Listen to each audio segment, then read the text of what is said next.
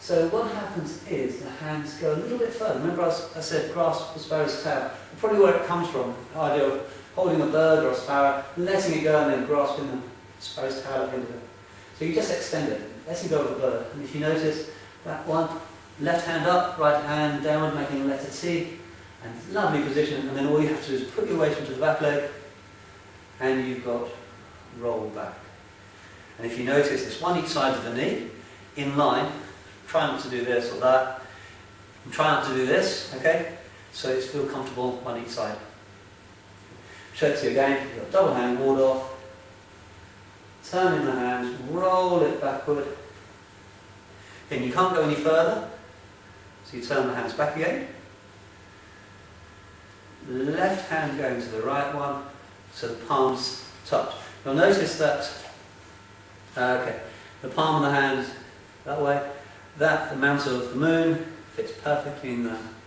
And so that's what you do. You go down, turn the hands back, the left hand is the active one, connect, and then you come back up the slide into here. Essentially, press is simply a ward off with a push. Okay, so it's that way. Show you that whole thing from here. So you bring the arm around, turn the hands, you pick up the right foot, place it down, roll back, turn the hands, press. And again, you can't go any further upwards. So this time, it's a beautiful thing, you just allow the arms to open. I'll show you this way.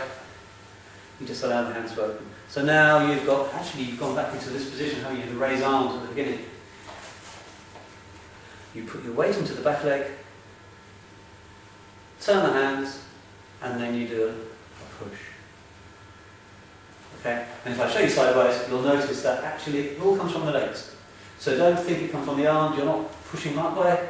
Instead of that, it's coming all from here, it comes on the transfer away, and so as always, you keep your circles, you don't lose them. And that is actually grasp the sparrow's tail sequence. Double hand ward off, roll back, press and